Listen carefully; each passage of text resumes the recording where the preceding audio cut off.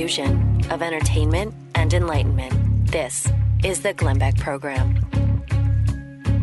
Well, are we going to war with Iran? Are we going to war with China over tariffs? The poor farmers are dying, just dying and losing hope. Apple had the Supreme Court rule against them yesterday. People will cheer. But at the same time, you're talking about breaking up Facebook and regulating this industry. That will not work out well for conservatives. Gold is up. Bitcoin is up. The Dow is way down. Why? I'll explain a new world order in 1 minute. This is the Glenn Beck Program. Boy, I'm going on vacation starting tomorrow. I'm going to do the show tomorrow, and then I'm going on vacation, and I'm looking forward to it. Except I'm getting sick. It's great. Last night I noticed. Oh, you've got to be kidding me! Your body just knows, doesn't it? I have a terrible news for you as well. That you have another day of work. You think you're going tomorrow. It's actually the next day. So it's very sad. You got to be kidding me. Today's not. Right, today's not Wednesday? No, you're just a day off. So I've just made your life even worse. You suck. Okay, so let me talk to you about the Mediterranean. Yet another great vacation. Now this one is happening a year from around today. Really, it's happening. I think in next March or next May. We're going to go to the Mediterranean, and this is something that people have asked me to do forever, and my wife has asked me to do, and my daughters have been like, we got to go to Greece. They took, ancient Greek history for their, their major in school. So I've been being pressured by my family. So what I decided to do was do a couple of things. Take my family on vacation in an unbelievable way and invite you to come with. Huh? Because what I like to do is I really like, and my family is like, oh, Dad, shut up. What I like to do is I like to go to these places and find the really cool things that like nobody knows about with history. And then read up all about them. So what we've done is we put together a cruise through history. Now, the cruise through history is taking place next spring, and we're going to take you to the foundations of our faith, the foundations of freedom and the republic and human progress. What pulled us out of the Dark Ages? What was the Renaissance about? What does a republic really mean? And how did we get here with our faith? What does our faith really mean? You're going to love this. We are going to go to, we're starting in Venice. Then we're going to Greece. Then we're going to King's Landing. It's in Croatia. And then we're going to Jerusalem. Did I say Athens? We're going to Athens, too. It's going to be amazing. It's amazing. It's going to be an amazing trip. Amazing. And so what I did is they said, Glenn, you could invite anybody you wanted. And I'm like, I got to have David Barton there. Right. Okay. David Barton. Got to have Rabbi Lapin. Uh-huh. Okay. Mm-hmm. I want to have, I don't know if you know this, Bill O'Reilly's degree is in history. I don't think people realize that. Yeah, because he's so much about the news of the day, and he's like, I don't want to speculate. He's a history guy. He's a history guy. His books tell you that story, but yeah. So I wanted him, and then they said, is there anybody else? And I'm like, there's nobody else I'd like to invite. Nobody. Not even, you couldn't think of one person. Not one. Not one that I liked. Right. So you could think of people, but you couldn't think of one you wanted to invite. So I said, just open up the phone book. And so they had a phone book, which is really odd. It's almost like that's a 30-year-old reference of having the phone book right there. So they just open up the phone book. And strangely, your mother's name, because you weren't even, when they had the phone book, your name wasn't in there. Oh, okay. And so I asked your mom, and she said, is Stu going? And I said, no. And she's like, oh, thank God. Okay, yes. But then I don't know what happened, and she said, I should invite you, so you're going to. This tells the truth about how great this trip is going to be. I'm actually going on it. Yeah, I know. I avoid every one of your trips. This is one of the things I've been telling everybody I know. You've got to go to Europe. You want to see these places. You've got to go now. You got to go now. I mean, do you see that what Italy is doing? They are now, they're kicking George Soros out because he's been funding all of these boats that are bringing up all the immigrants. And the prime minister, I think yesterday, said, enough, get out. And so they've just had enough. So if you really want to see Athens, that's a temple. That is a temple to Zeus, I think. So that's a temple. And that's also exactly where Paul gave his Mars Hill speech, which is, just full of history and riches. That could be gone in 10 years. So you really want to see it. We really want you to bring your kids. If you have kids and you could afford it, bring your kids. But just come because you're going to learn more than ever. And you don't have to go to any of that stuff. You can just do all of the stuff on your own or, just take the ship's tours. But you can do it with us, too. And it's going to be a lot of fun. Cruise Through History is taking place next year. Go to comesailaway.com for all the details. That's comesailaway.com. Comesailaway.com.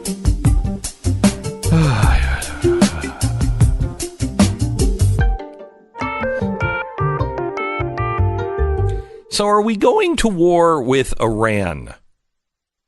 I don't think so, because it would be not a good thing.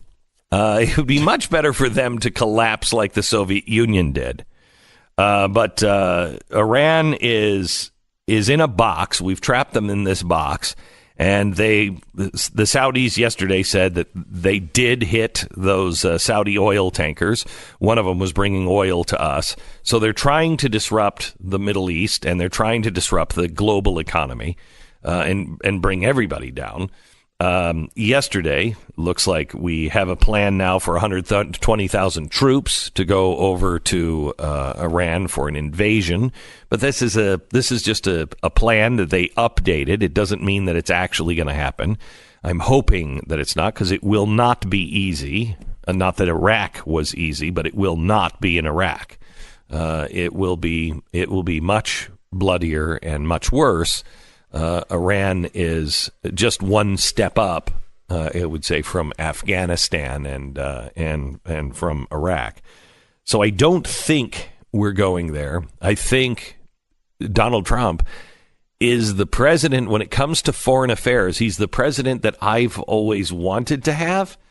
I've always said, the president needs to have like a twitchy eye. Not with our allies and not with us. I want to know whose side he's on. I want to know. No, he wouldn't do that. But the bad actors in the world should look at our president and go, he's just crazy. Now he just might do that. And I think that works to our favor. You want to appear stable and yet just crazy enough to go, you know what? Let's do it. And I think that's what he's doing, but I don't know. The tariffs are a good example of he does keep his word. He has said, and this is one of the things that I was really concerned about, were these tariffs, because that is the one thing he has said for 40 years. He's for tariffs. The free market is what has changed the world. And whenever you get into a trade war, it usually leads to a hot war. It's what happened in World War II. You just don't want to put tariffs up. In World War II, we put the tariffs up, and that was really the catalyst. Now, we were in a different situation, but that was the catalyst for the Great Depression, the Smoot-Hawley Act. It was not good. They never work out to anyone's favor. Now, if the president is playing hardball, that's good. However, it needs to change pretty quickly. He's going to lose the farm vote, and that's very concerning to me. These farmers have been, they have really been supportive of him every step of the way. And when they were, you want to talk about taking one for the team. You see the movie Chernobyl? Are you watching the miniseries? I've only seen the first episode. Okay, don't spoil it for me. I There better not be a meltdown. I won't. Is something go wrong with this plant? Is that what happens? Darn it, Glenn! Yes. Unbelievable. Yes. Spoiler alert. Yeah. So, well, I mean, everybody knows what's happening in that. It's in the first episode, and it's a part of history. Anyway, but last night they were looking for volunteers to do things. And one of the guys, one of the Soviets said, they're all like, you're crazy. We're not doing that. And he said, that's what we do. That's what we've always done. And there is always a crisis in every generation. And this is our generation's crisis. And you will do it or millions will die. Who wants to volunteer? And they all knew they were volunteering for about 20 minutes of life. And it's an amazing scene. There really were legitimate heroes in that story. Heroes. That were Soviet citizens that stepped up and did crazy stuff they never should have done. All of the people that are involved, all the people that are now involved in the second, they're all starting to realize, I'm dead soon. And it's amazing what they do. I only bring that up because I look at the farmers. The farmers, they voted for Donald Trump.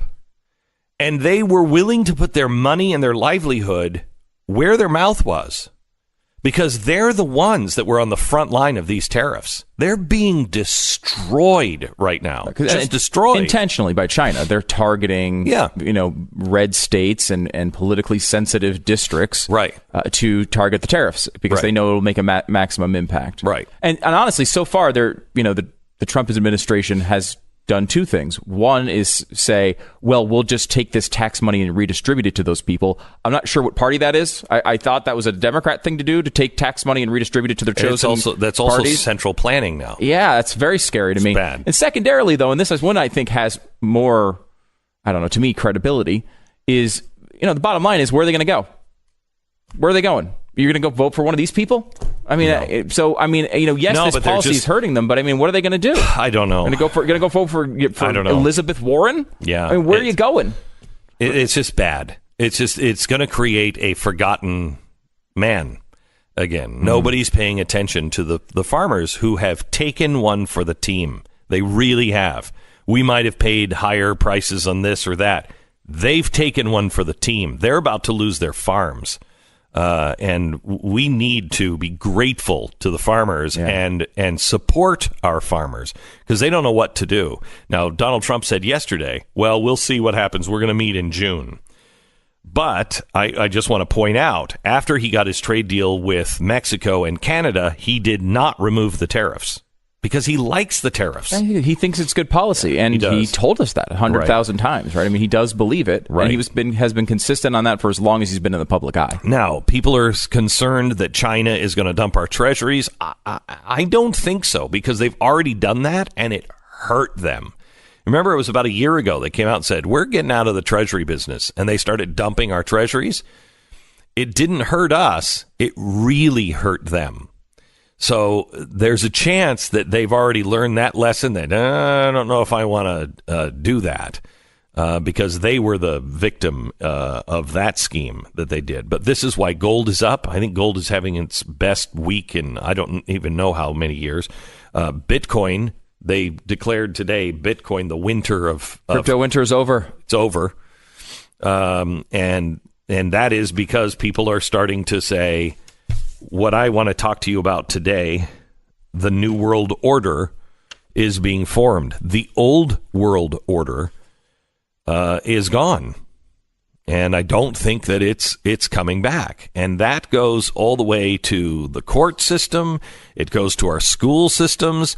I mean, look how much has changed. Do you even recognize your country anymore? Do you recognize, is the old world order still there? It's been undermined at every step of the way. It's faltering. And it appears as though everyone is building something new. And even basic things like personal responsibility and common sense are dead. And I want to go there when we come back. 1 minute. 23andMe, the health and ancestry service kit, where you can explore 125 different personalized genetic reports that may reveal the link between your DNA and your health and your traits, including your chances of developing certain diseases. Diabetes is a growing public health challenge. 1 in 3 Americans in the United States has pre-diabetes, but 90% of those with pre-diabetes don't know that they have it. When you know, you can do something about it. Type 2 diabetes is influenced by genetics. It's not just lifestyle and weight. Type 2 is a condition that typically develops as we get older and is caused by many factors, including diet, lack of proper exercise, weight gain, and our genes. The Type 2 Diabetes Report from 23andMe offers insight into your genetic likelihood for developing Type 2 diabetes and empowers you with personalized results, and tools that will help you prevent the disease. The report was developed by 23andMe and their scientists using data and insights gathered from more than 2.5 million 23andMe customers that have volunteered their information. They consented to participate in this research, and they are helping a great many people. Could help you. Order your 23andMe Health and Ancestry Service Kit at 23andme.com/Beck. That's the number 23andme.com/Beck. We pause for 10-second station ID.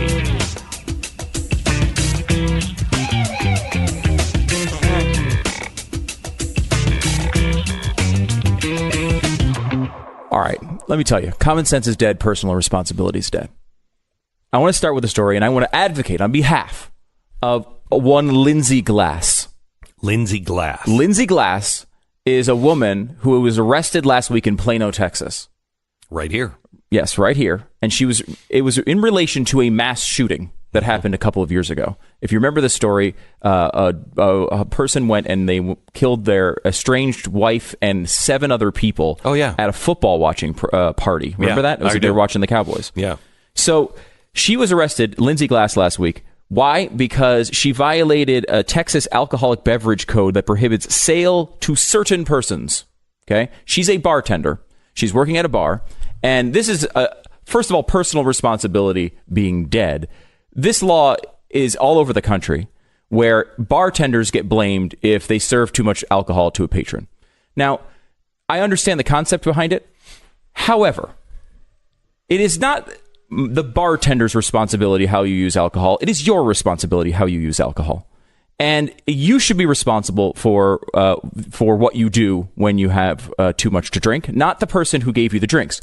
And we know this because no liquor store gets in trouble for selling 3 bottles of Jack Daniels to some person who comes in and then goes out and drinks them all and does something terrible. We don't do that. We just expect 23 or 25-year-old people who just to monitor the individual blood alcohol levels of everybody who comes into the bar every night.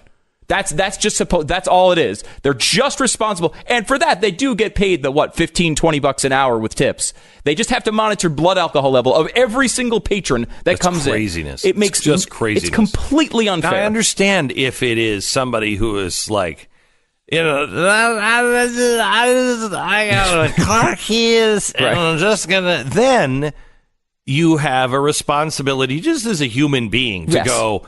No more for you, and I'm calling you a cab. And I think it's a great idea for a restaurant to have that policy and to try to do the best they can to train people. They have the right to refuse them, just like you have the right to go in and drink. However, to legally hold someone responsible under criminal statute... Especially if you are a functioning alcoholic. My blood levels had to have been massively high. You've talked about this before. How much did you drink every day when you were an alcoholic? I don't even know. 16.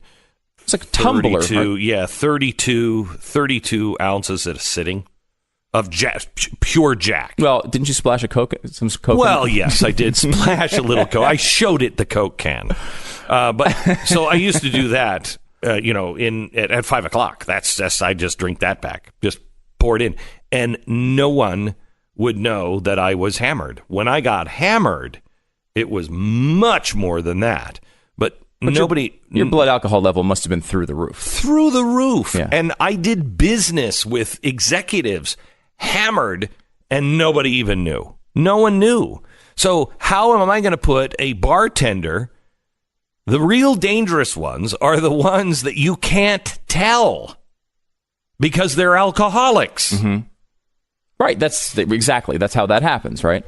But let's just say for a moment, you don't buy that analysis. Okay, the bartender should be monitoring the individual blood alcohol levels of every patron that comes in.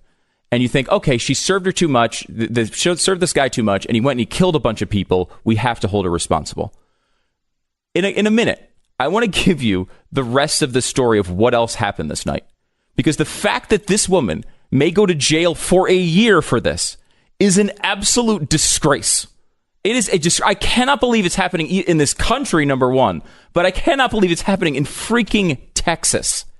In Texas, of all places where we're supposed to be, this is a place we're calling ourselves a republic pretty much to this day. And we are going to take personal responsibility so far out of what happened to this evening. We're going to throw this woman in jail. And the story that is being told about her is completely the opposite of what actually happened. It's an absolute disgrace. And I would love to lay this out for you here in a minute. Okay, we'll do that when we come back in just a minute.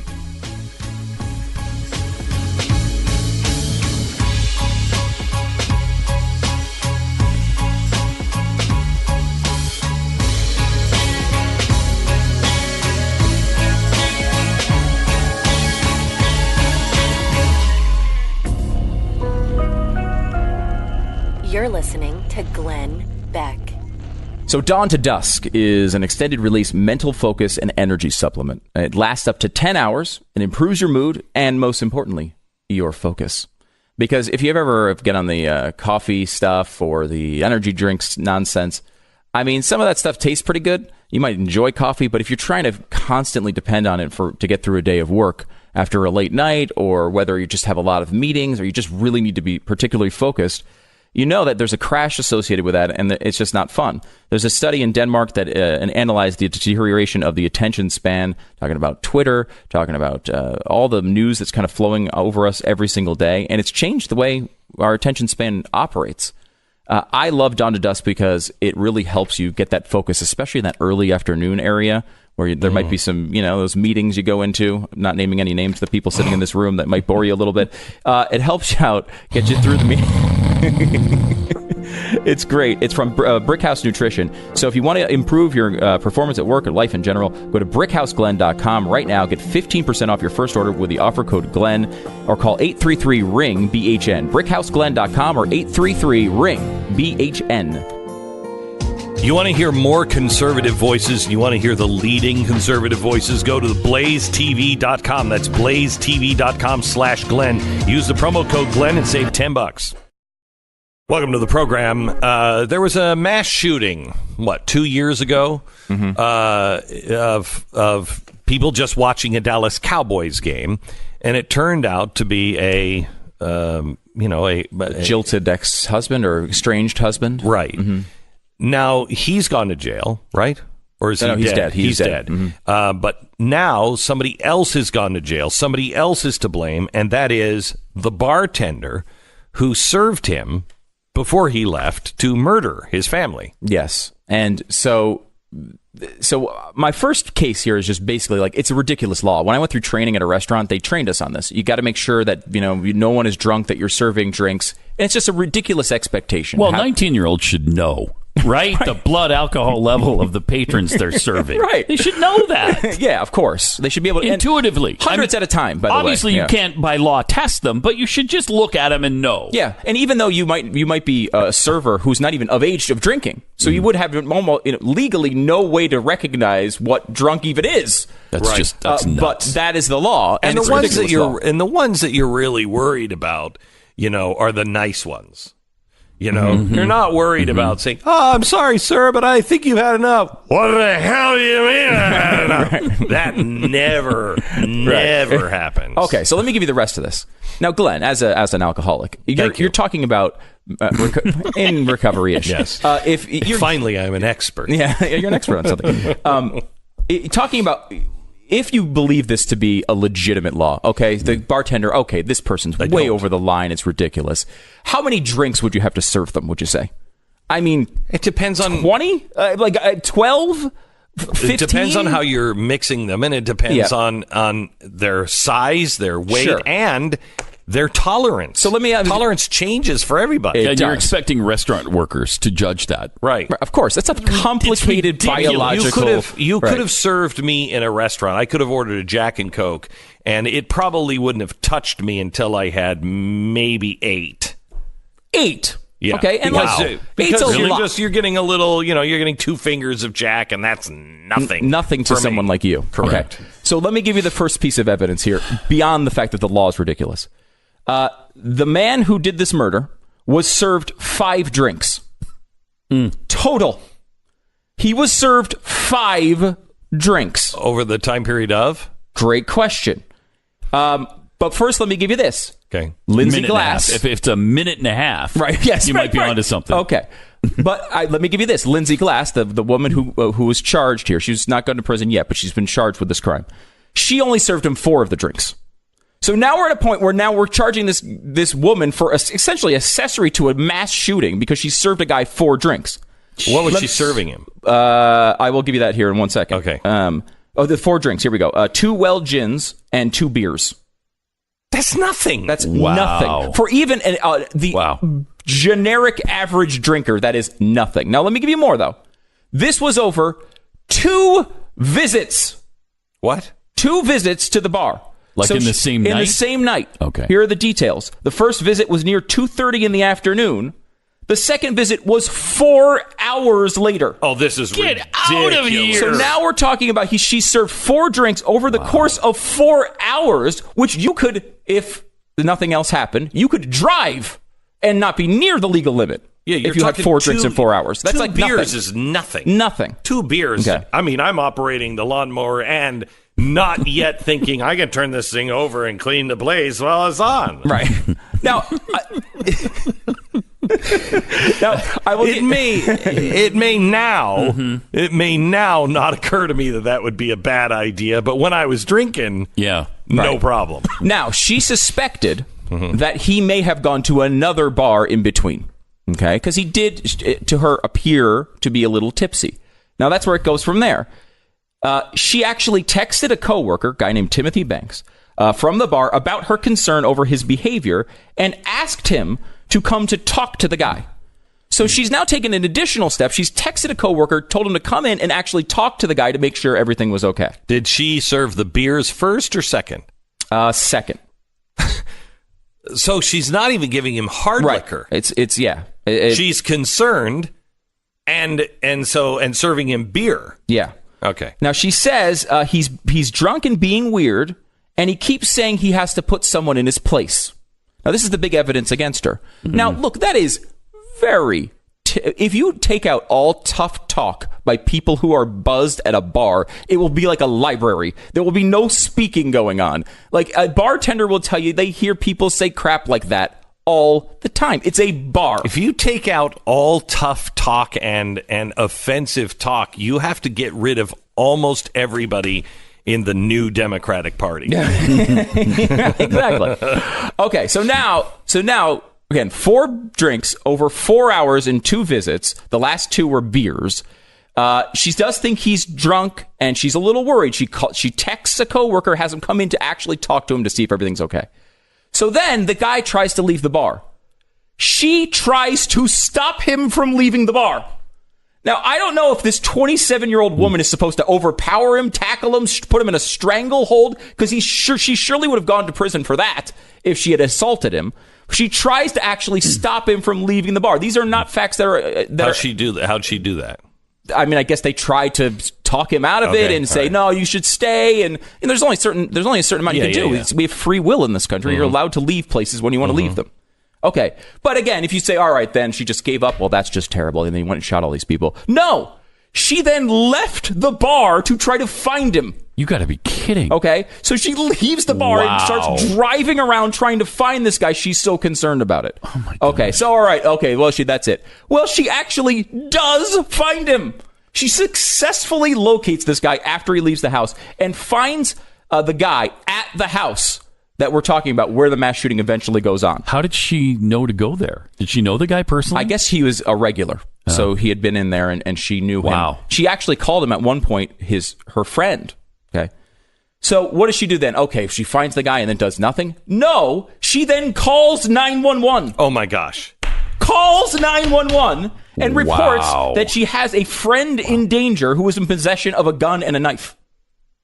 So she's gone like 10 steps past where she needs to go on this. What was she supposed to do? Right. Then they go. They leave the house, and Banks, the friend, drives Glass back to the bar. Lindsay Glass is the person I'm talking about.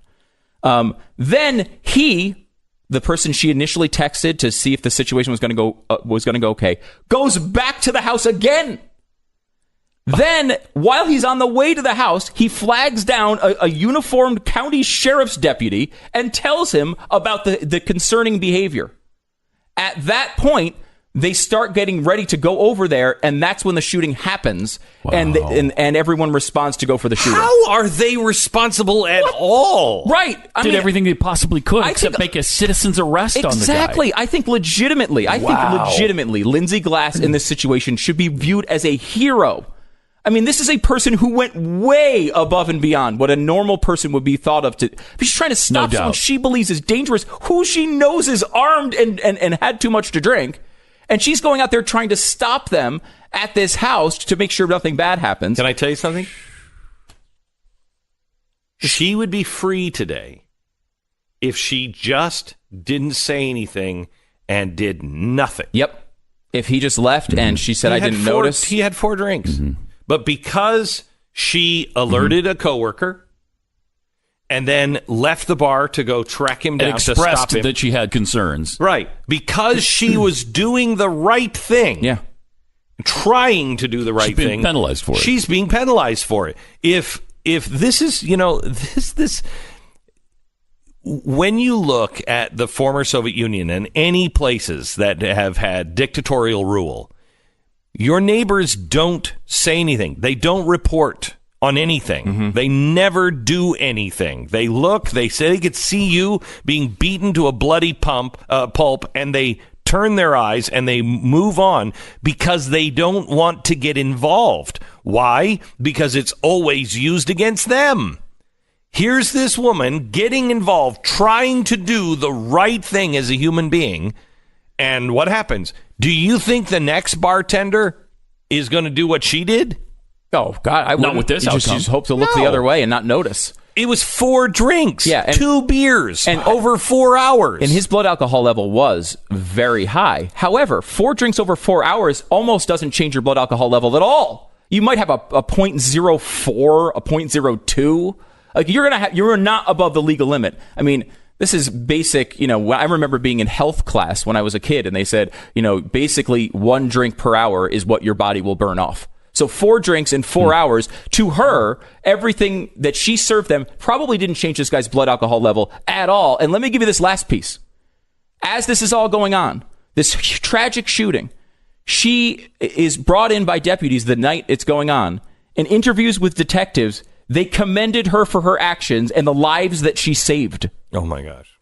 Wow. And now she might be going to jail for a year for this. It is a disgrace. So she hasn't been convicted yet? No, and she shouldn't. She's going to trial. The fact she's being charged at all is impossibly ridiculous. I can't believe a Texas jury would convict her. A year and a half after this happened, they're trying to bring her into jail for this.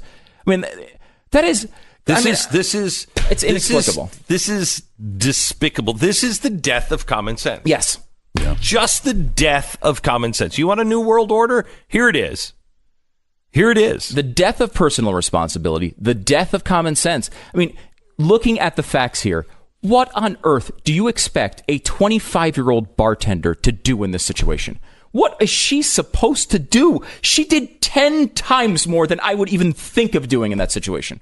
I'm not going to this guy's house when he's drunk and armed. Oh, a woman going there, she did have one guy with her, but still, I would not even think of doing that. That is it's so far above and beyond. It's like saying you pass a homeless person in the street and you might give him some money. It's like Bill Murray in Groundhog Day. He like brings her into brings the homeless guy in the house, gives him soup, tries to warm him up, gives him a place to stay, and he keeps dying, and he just can't do anything about it. Like, what the hell is she supposed to do? She did way more than I think any citizen would normally do. I have to tell you, I would have just called 911. He walks out. We tried to get him to stay. Call 911, and there you go. Yeah. There you go. Yeah. Good luck. And I mean, because the same thing would have happened. I would have worse, not, probably. If you would have said, we got to go find this guy. No. You know what? How? If that was my girlfriend or my wife who told me that, I would say no way, honey. Seriously, this could be not in something today's world. Right? Exactly. Call the police. Yeah, and like, look, they're going to say that like that's what she maybe should have done earlier. But I mean, look, this is someone she knew was seemingly irregular. She tried to prevent. She did everything she could, and if she say she tried to get somebody else. Hey, am I crazy? That's Right. the first thing Yes. you do. The first thing you do. Because we have the normalcy bias and our brain is telling us it's fine. You're not sensing that. So the first thing we do is go, hey, is there something wrong with the reactor or is it just me? Yeah. Before Chernobyl blows. Right. Yeah, Right? exactly. You don't go, this thing's going to blow. You go, hey, I'm thinking, I mean, this sounds crazy because it's not supposed to blow, but do you think it might blow? Yeah, and she's going to the point where she's like pouring a pitcher of water over the core to try to cool it down. Yeah, I mean, she right. goes way beyond. Way beyond. I mean, I just cannot believe in Texas, of all places, that they could look at that and use any Despicable. level of common sense and try to say that she did anything other Let's get than her act attorney heroically. on. Let's get her attorney on. Yeah, all right. I'd like to follow that case. Thank you so much. All right. Thanks, Pat. All right. Sponsor this half hour is ZipRecruiter. If you are a small business owner, chances are your business is booming. How's your workload? Are you killing yourself? Could you use a new employee? You can't work 24/7. And if you don't have an HR person, if you're a small business person, nobody does. So if you don't have an HR person, how are you going to find that person to, hire? ZipRecruiter.com/Beck is a special address just for you, and you can try it for free. The employers that use it find the qualified candidate, 4 out of 5, find the quality candidate in the first day of posting. So you're posting, within a couple of hours, you've found the quality candidate. 4 out of 5 people. It's amazing. It's really amazing. This is a great system. It is not just a job website. They work with you to find the right person. They highlight the right candidates for you. It's ZipRecruiter.com/Beck. That's ZipRecruiter.com/Beck. So what is the justice that this prosecutor thinks is being served here? I mean, because she did everything she could. Even if she knew more, she knew that he had said, I'm going to go home and kill my family. She called 911. Yep. I mean, Ran all around the town. what justice is this prosecutor looking for? That she served him 4 drinks? That sounds to me like a technicality because those 4 drinks did not put him over the edge. No, he was way over the edge anyway, and the four drinks did nothing. And remember, he showed up 4 hours later. So the period between the first drink and the time where the first 2 and the time where the shooting happens is probably 6 hours. Now, 4 drinks in 6 hours is like literally like you are absolutely okay to drive with that level. Yeah. I don't, for people and 2 who of don't them drink. are beer. Right, and 2 of them are beer, which, depending. So bottom line is, I think that's the biggest question. If you want to get her on a technicality because she had the audacity to be honest and try to tell her friend, hey, I think someone might be drunk here. He's acting a little weird. Can you come in? And because they got her on a text, they're going to say, well, she knew he was drunk and she served him 2 drinks. But she tried to stop him from leaving. She called 911. Yep. Her friend stopped a cop. Yeah. Tried to get him involved. She went to his house. She brought in other people to help. Right. I mean, she's done. So I'm trying to figure out what the case. The law is supposed to be about justice. Yeah. Punishing people for doing wrong, but also blending that with mercy. Just because she served somebody she might have thought was drunk, look at everything she did around her. It's like she was multitasking. This is not her only customer that day. What else was she supposed to do? It defies logic, and it defies the Republic of Texas, I think. Okay, I want to talk to you a little bit about financing and whether you're looking to buy a new home or you are looking to refi and consolidate. Now is the time to do it. Now is the time to do it. Please get your financial house in order. American Financing is there to help you with whatever it is that you're looking to do with financing. They are a family-owned national mortgage banker with salary-based mortgage consultants. They're known for their custom low-rate home loans and their fast closings. They have the fastest in the industry. Plus, they have an A-plus rating with the Better Business Bureau. They have no upfront fees or commissions involved. If you do a consolidation loan, you could save yourself up to $1,000 a month. That's $12,000 a year. Interest rates, at least with credit cards, are going to go higher. Please, AmericanFinancing.net. Take care of yourself now. 800-906-2440 or AmericanFinancing.net. The fusion of entertainment and enlightenment. This is the Glenn Beck Program. It doesn't seem like anyone can really define what is happening on the right. We have media sources that want to define it a certain way, that it's all just driven by Nazi ideology. Then they completely refuse to look at what's happening, the civil war in the Democratic Party, which is fueled in many ways by socialism and, in some cases, communism. So, what is the new right? Is there a new right? What does Donald Trump mean to the right? What's happening? One guy, Michael Malice, says he knows what it is. He's put it together in a book, The New Right, We Go There, in 1 minute. This is the Glenn Beck Program. Diabetes is a growing public health challenge. 1 in 3 adults in the United States has pre-diabetes, but 90% of those with pre-diabetes have no idea how they've gotten it. Now, type 2 diabetes influenced by genetics. It's not just lifestyle and weight. Type 2 is a condition that typically develops as we get older, and it is caused by or helped along by many factors: diet, lack of proper exercise, weight gain, but it's also our genes. 23andMe's Type 2 Diabetes Report offers insights into your genetic likelihood of developing Type 2 diabetes and empowers you with personal results and tools that may help you prevent this disease from happening in your life. 23andMe, the scientists have worked on years and years of research, and they have gathered these insights and data from over, I think it's like 2.5 million customers who consented to participate in their research to help others, and it can help you. 23andMe's Health and Ancestry Service Kit.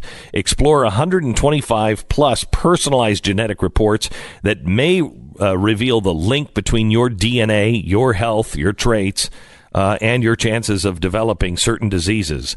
Do it now. Order your 23andMe Health and Ancestry Service Kit at 23andme.com. That's the number 23andme.com/Beck.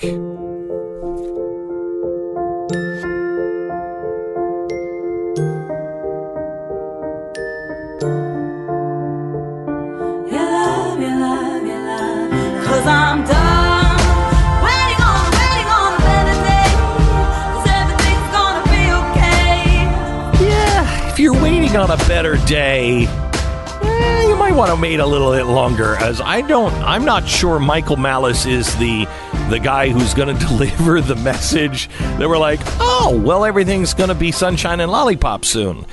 Because he does not believe that politics really is going to change. It's going to remain nasty in the future. His new book is The New Right. Michael Malice, he is also the author of, what is the Kim Jong ill book that we always talk about? Dear Leader. And he's classic. great. He's funny, and he's a friend of the program. Welcome, Michael Malice. How are you, sir? Good morning. It is not sunny here in Brooklyn. I can assure you that. Yes, I bet. Okay, so Michael, I started reading. I haven't finished it, but I've started reading it, and I've kind of picked through it, and I'm not sure I agree with you. So I want you to set it out from the beginning. Tell me what you are defining the new right as. Okay, I got very kind of technical with the definition. I defined the new right as a loosely connected group of individuals united by their opposition to progressivism, which they perceive to be a thinly veiled religion dedicated to egalitarian principles and intent on world domination via globalist hegemony.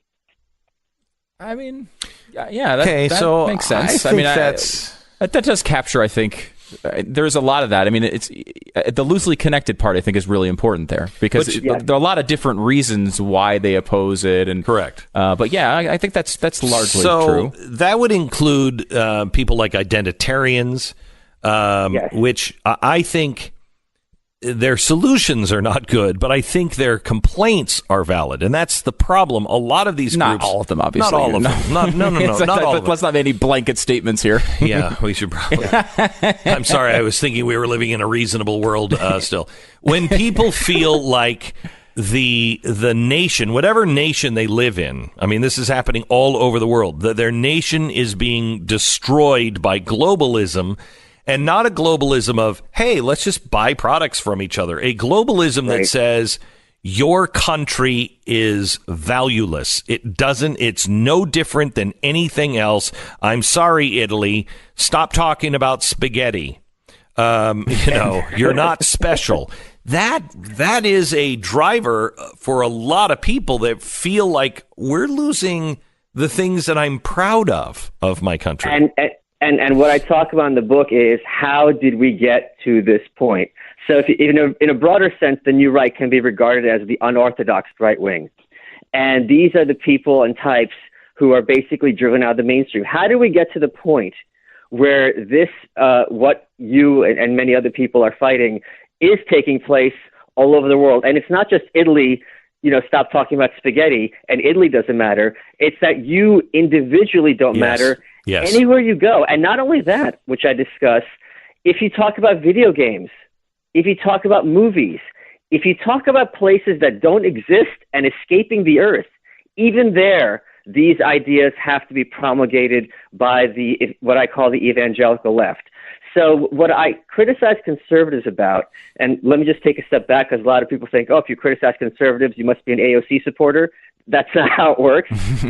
Conservatives, I think, are a little naive about the nature of who they're opposing. They think there's room to reason with these people, that they're like journalists are sloppy or making mistakes. And the point I demonstrate is these so-called mistakes have been made the same exact way for over 100 years. Mm-hmm. So if you keep making the same mistake in the same exact way, at what point does it become a pattern and a decision?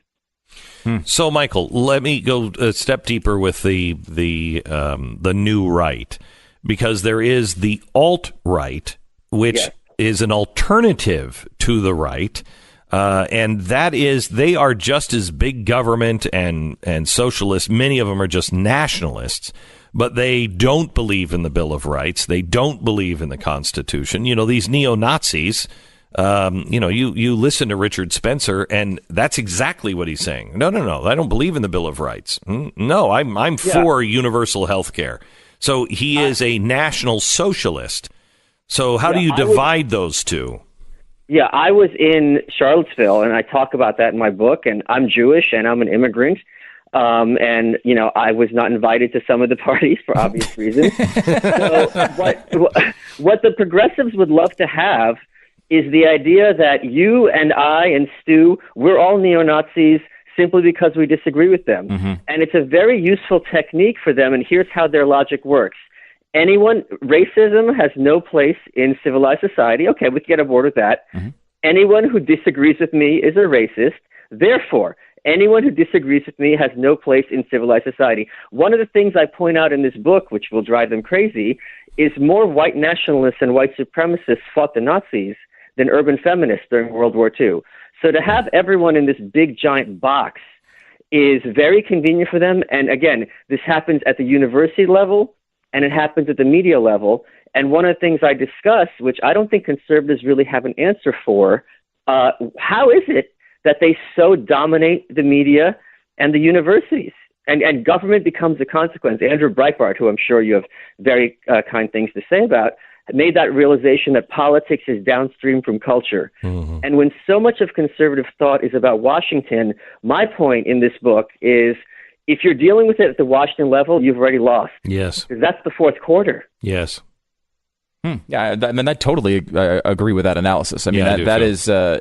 It is a huge problem, I think, for whatever is left of the conservative movement or whatever part of it is real anymore. So are you saying, Michael, that you would the new right is a replacement for the old right, or is it just a new branch of what we used to kind of look at as the conservative movement in general?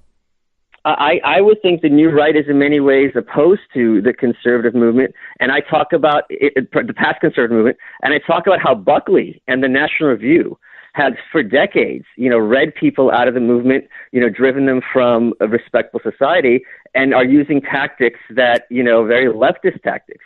And that's no surprise because they have their roots in literal, like Trotskyist communists. James Burnham, we're going old school here, was one of the original National Review people. He was friends with Trotsky, and so on and so forth. So I discuss how, and it happens now, you have the Bill Kristol types and so on and so forth, sure, who would love to drive everyone out of the movement and off the face of the earth. And there's something else. Go ahead. He's a progressive Republican. I mean, that's the thing that the right refuses to look at, is that the progressive movement came from Theodore Roosevelt. I mean, he didn't invent it, but he was the one who first really popularized it.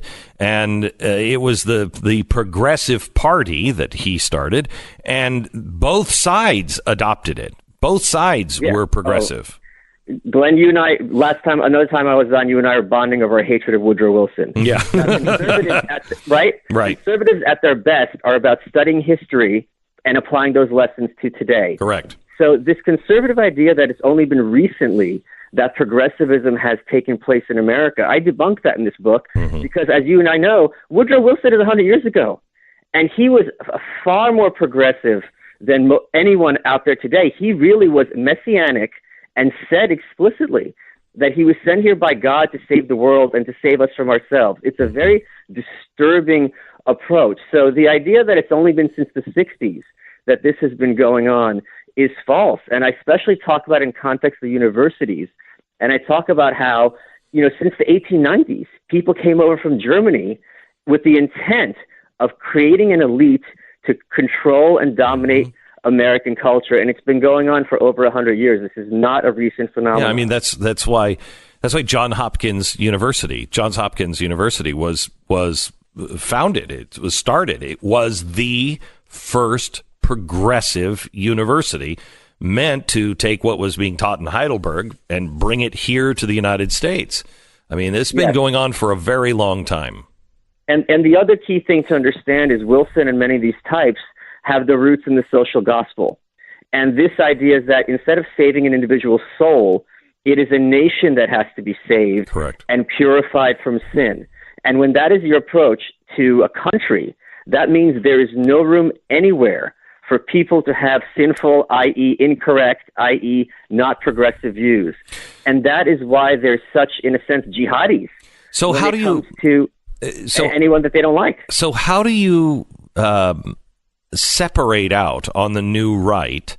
How do you separate those people who don't like progressive, policies, but seem to accept it, from themselves? Where is the line?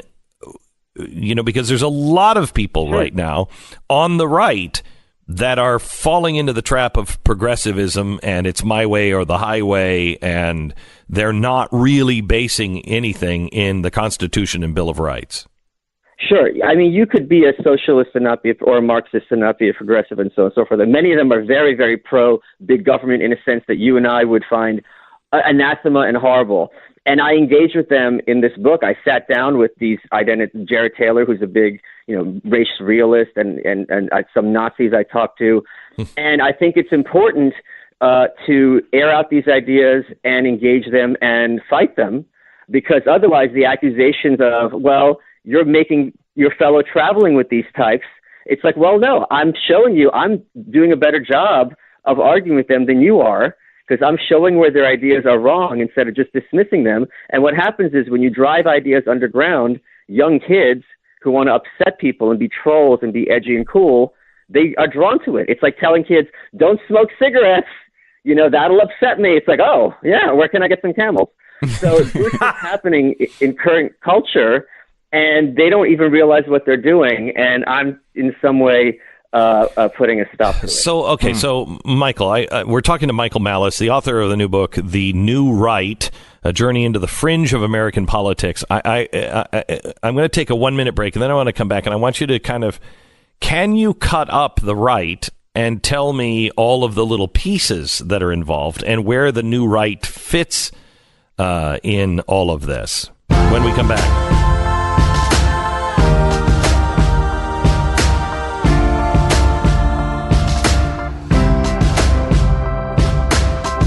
Goldline has the $5 Liberty coin. Now, the $5 Liberty coin is really, really special in American history. It was United States official legal tender. It was struck by the United States Mint from 1866 to 1908 at the Mother Mint in Philadelphia, Carson City, Denver, New Orleans, and what's called the Granite Lady in San Francisco. The ones I'm holding here were struck in 1881. 1881. These are amazing. Now, this coin, it tells the story of American history. It has the 13 stars on it. It has Columbia on the front, the bald eagle on the back. Our motto, "In God We Trust," is on there back in the 1800s. What's more important, I think, is these were the coins that survived the United States Gold Reserve Act of 1934. Remember when the Federal Reserve pulled in all the gold coins and all the gold? These survived. You could own these.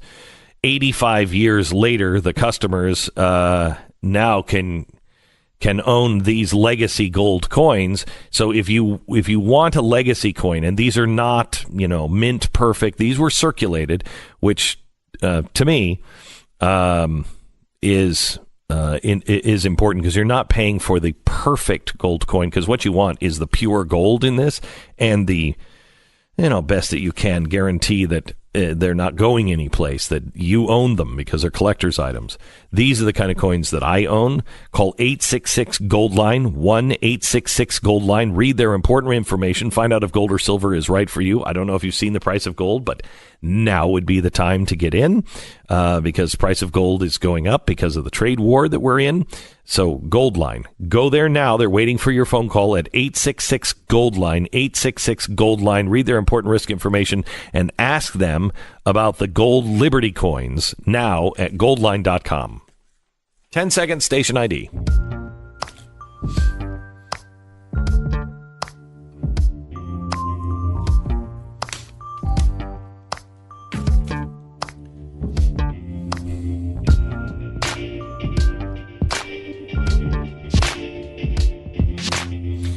So, Michael, how do you chop up the right and separate people who are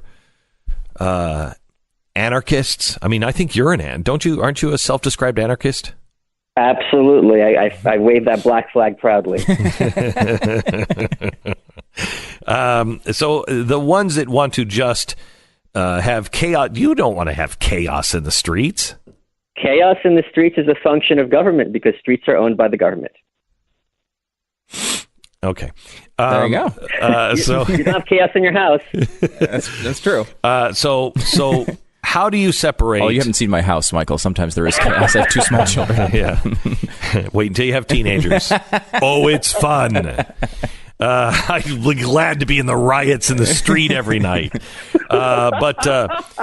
Michael, explain to me, like, where do we fit in the right? Are we part of the new right? I'm talking about me personally. Yeah, I understand. Do you agree with that definition? Do you regard progressivism as a thinly veiled religion dedicated to world domination? Yes. Then, yeah, you're.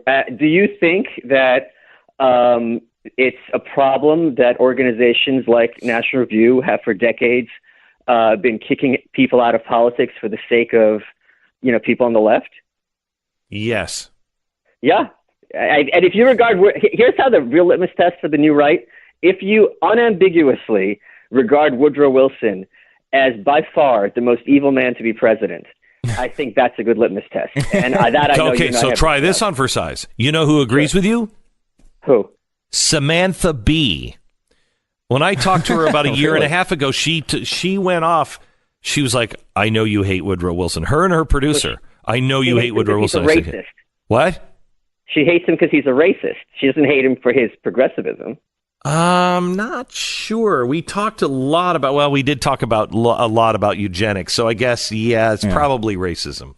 Probably. Well, the other thing that's important about Woodrow Wilson is it's not a coincidence that he was a college university president of Princeton before he became president.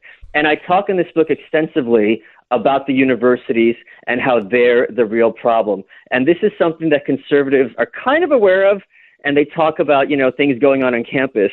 And my point is the rot goes far deeper than kids acting out. I mean, these kids are being trained in this way, I know, and the chickens are coming home to roost. Yeah. Roost. Well, I don't think a lot of conservatives do, because historically, and this is, I talk in the book, is, this was the idea of my kid's the first one to go to college. It's this middle class aspiration, and it was a great, great thing. And now people are coming to realize, thankfully, that you have this beautiful young 18-year-old girl going to school, and 4 years later she comes home as a swamp walrus, and you can't even have conversations with each other over dinner. I love you. But you know what, Michael? Even in my home, this is probably the biggest argument we have in my home with me and Tanya, my wife. She says kids have got to go to college. And I'm like, over my dead body. And she's like, I'm willing to kill you. But it is. I mean, I cannot find a reason to fund the swamp walrus training for my kids. More with Michael in a minute. You're listening to Glenn Beck. There's many days that I hate my job. Many days. And it never, well, I shouldn't say never. Many times when I'm on the air telling you stuff that I don't want to tell you, right. I hate my job. Mm-hmm. And when I think about, I've got to go look at the news again, I hate my job. The one thing that makes it easy is the X chair. I would say Stu, but no. I'd rather hang out with my teenagers. I make life much worse for you. Yes, you do. The X chair does not. Yes. X chair it's just a great chair, has a billion different adjustments. I don't think there's... have you ever sat in a chair that has this many adjustments? No, definitely not. I mean, like, not you even customize it to any body shape, and even if you have a changing body shape like me and you, a lot of times, bigger, smaller, smaller, you can adjust it there too. It's great. It's X Chair. Try it now. $100 off. Go to xchairbeck.com. That's xchairbeck.com, or you can call 1-844-X-Chair. The X Chair comes with a 30-day, no questions asked guarantee of complete satisfaction. So go to xchairbeck.com and use the promo code XWheels. You'll receive a free set of the new X wheels, which are just really amazing, and they'll fit right on the bottom of your X chair. xchairbeck.com. We're going to talk about the devastating effects of this trade war coming up in just a second. Right now, we're talking to the author of the book, The New Right, Michael Malice. He's a friend of the program, been on several times. Very funny, very, very insightful. But Michael, I want to go back to your definition of who fits in the alt-right. And the new right. The new right. Because the new right could include... it does include, I would imagine, that would include people like Alex Jones. And Alex and I disagree on 98% of things, I think. However, we do agree probably on your definition, but that is more of the enemy of my enemy is my friend. And that's good to destroy, but a conservative conserves and doesn't want to destroy the good things that remain. And I'm more about building a new future than destroying. Well, sure. I think the 2% you and Alex would agree upon is probably the most important 2%, and which I discuss at length, which is we are being lied to, that we have been being lied to for a very long time. And what is the nature of this narrative that's being constructed in front of us? But when we even get to that 2%, what we're being lied to, I mean, I don't think everything is a false flag. He does. Oh, I agree with you completely. What I meant by that 2% is not what you're being lied to about. Okay. Is that this mechanism is being done intentionally and systemically and pervasively. That this isn't a coincidence or an accident. And once people start looking, and that's the problem. And that's the problem I grapple with in the book, because once you take that one red pill, like in the Matrix, and you see, okay, I'm being lied to, you take one red pill, not the whole bottle. Because once you start thinking more and more things are lies, you get to the point to full-blown Holocaust denial, because everything is a lie. Correct. So that is something that I address and grapple with. What do you do once you realize that the media is manipulative and lying, but there comes a point where you're like, whoa. Now I've gone too far. I got it. The other direction. That's very good. That's very good. Really interesting. I mean, the book is worth it just for, I think, the creation of a potential TV series of Michael Malice Talks to the Nazis, which is something I would absolutely watch. I would too. That would be fantastic. I would too. But I mean, that would just be riveting television. But I wanted to ask you, Michael, so because it's interesting looking at the book and the way you talk about these groups, and you're describing, I think, something real that is happening right now. Do you see this as an endorsement? Do you see this as a warning? Or do you just see this as, hey, everybody, wake up, this is what's happening right now? First of all, I wrote a book to be entertaining. I think if you're writing a book about politics and you get people to laugh and be engaged, and you could read on the beach or in the bathroom, you've accomplished something. That's number one. Sure. Number two is it's the kind of thing where, if someone is having an affair and the wife looks the other way, this book is, you can't pretend you don't know anymore. This book is exposing what is going on and forcing people to confront the very dark realities of our politics and our cultural war in a way that I think is going to make some people uncomfortable, because it's really scary to realize just how totalitarian the opposition is. And let me use you as an example. The argument with, they block people from Twitter, from PayPal, right? They say, go make your own network if you don't like it. It's private property. And Glenn Beck said, all right, I made the Blaze. And now if they had their druthers, they would drive the Blaze out of business. Yes. So it's a lie. So I also talk about the techniques that the evangelical left uses to further their control of American and world domination. Because it's not about, if you're arguing about, transgender bathrooms or, immigration from Muslim countries, this is a distraction. As soon as that issue is done, they're going to find something else, because it's always about furthering their power. Yeah, that's the biggest problem is people think that they're dealing with honest brokers, and they're not. They're not honest brokers. And because it is a barely disguised religion, once you think of yourself as saved, then you are allowed to do anything you want, because you're doing it in the service of what you perceive to be the good. C.S. Lewis, who I'm sure you're a fan of, who's a great, great philosopher, I have a quote from him in the book where he says, I'd rather be under the control of people who are corrupt than a moral busybody, because the corrupt person will at least sleep at night, whereas the busybody will never tire because he's fueled by his own self-righteous conscience. And that is something people need to understand. This is a totalitarian faith for these types, and they will never let you rest. Michael, thank you so much for your hard work, and thank you for being on the program. We'll talk again. The name of the book is The New Right, A Journey into the Fringe of American Politics by Michael Malice, a great, great writer that you really do enjoy reading his books. Thank you, Michael. Appreciate it. Thank you so much. Always a pleasure. You bet. God bless. Some very important news on the Dow and also what's happening with China with the trade bill and farmers. God bless you, man. We are praying for you. All right.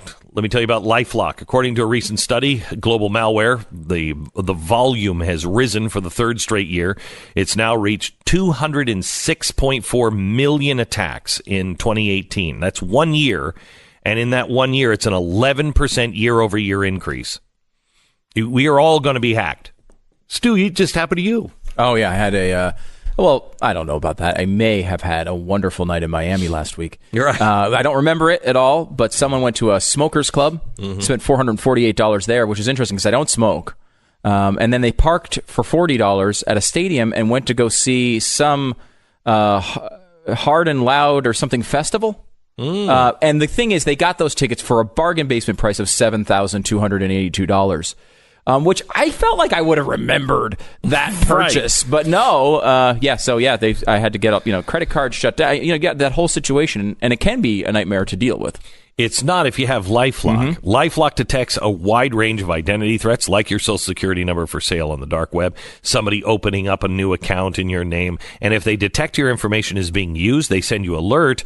But then that's not where they stop. They just send you alert. Hey, are you doing this? When you say no, they have a person here in the country that this is all they do. This whole team, it's a U.S.-based restoration specialist team.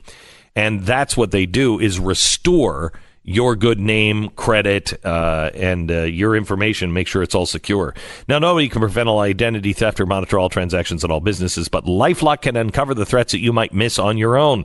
Join now and get 10% off your first year by using promo code BECK. That's 1-800-LifeLock, 1-800-LifeLock, promo code BECK, or you can go to lifelock.com and use the promo code BECK, get 10% off, or just call them now at 1-800-LifeLock, promo code BECK. Dan Eikenson is with us. He's the director of trade policy studies at the Cato Institute, and I wanted to bring him on because I'm very concerned about what this trade war is leading us to, and Dan is here to explain. Welcome to the program, Dan. How deep in the madness are we here with this trade war with China? Well, we are on the verge of tariffing each other's products out of existence. I mean, the Trump administration has announced that it will extend tariffs on all products by next month if the deal is not reached. The Chinese are already close to tariffing all of our products, and my concern is that this can spiral out of control without, even if there's some sense to this, and even if there's some plan to try to pull back and reach some deal, and this is all negotiating tactics, it could spiral out of control. There's a lot of politics at play. What does that mean? Spiral out of control to what? So right now, the United States exports about 120, 130 billion dollars a year. U.S. exporters to China, but we have companies there that generate revenues of about $500 billion. And they are being compelled, I think, by the Trump administration to reconsider where they're investing. So they may shift their supply chains. They may try to bring them home. What's going to happen is that the costs of production for U.S. businesses are going to rise dramatically. It's going to cause profits to shrink. Revenues for U.S. exporters are going to shrink. That's going to also put downward pressure on profits. If businesses don't have profits, they can't invest and they can't hire. So we'll likely see some economic contraction, and we will likely see the global economy kind of breaking up, bifurcating into two segments, two blocks, those that fall within sort of China's ambit and those that we continue to woo. And boy, it's hard to woo countries nowadays, considering how we've poked many of them in the eyes with respect to our trading policies. So, if you look at the cycle that leads to war, usually the last thing before actual war happens is a trade war. This is the worst one I think I've seen in my lifetime, at least the one that I can remember. And I'm not torn on Mexico or Europe or Canada. Wrong. However, China has really bad practices. And they are, I think, are the biggest enemy of not America, but of freedom of mankind out there. And while I don't like the tariffs, I also don't like really doing a lot of business with China because they're very bad actors. Certainly, the China of 2019 is very different than the China of, say, 2001, when it sort of joined the global economy and joined the World Trade Organization. It was a poor country at the time that was trying to make amends for a lot of bad economic policies, bad social policies. And there was hope that China would become more like us and open up and capitalism would prevail. And now they have a president who's president for life. He surveils his population. He exports surveillance equipment around the world. He's got concentration camps. And so, yes, we need to be a little bit more skeptical of China, but at the same time, we don't want this to be a self-fulfilling prophecy. The Chinese people, I think, will suffer from, if we turn our backs on each other. And it's not them. It's a regime that might be under pressure from this trade war, which is likely to spark, to inspire nationalism as the economy starts to go south in China. But ultimately, I think Chinese people are peace-loving and would like to have mutually beneficial relations with the United we all States are that way. Generally speaking, I think we're all that way. Sometimes politics and politicians are not that way, but I think generally speaking, the average person on Earth is just like, I just want to be left alone, man. Right.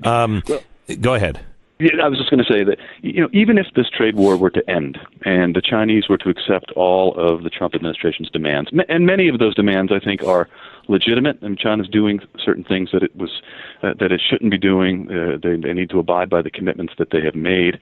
In some areas where the president is pushing for the Chinese to buy more U.S. products, I don't think that is necessary. China's not doing anything wrong there. But if they were to agree to everything, we would still have the problem that the United States is the technologically preeminent economy in the world, and China wants to get there. And there are first mover advantages to being, to being dominant in a particular technology that has military and security applications. So there's going to be this. I'm concerned that there's going to be this sort of Cold War dynamic that plays out, because we're going to want to prevent them from getting there. They're going to do it whatever it takes to get there, to the technological fore, and that spells a lot of that spells trouble for me. Dan, there's a couple of new studies out. One says that the washers and dryers that they put tariffs on added $200 of cost to a washer dryer set, plus is cost over $800,000 per job that it created. Same as steel, $900,000 per job. Yeah, and it seems to be very consistent. Also, they're now saying that the tariffs, if implemented as threatened, would now overwhelm the entire benefit of the tax bill that was passed in 2017. Are those line up with what you see going on? Are those accurate numbers?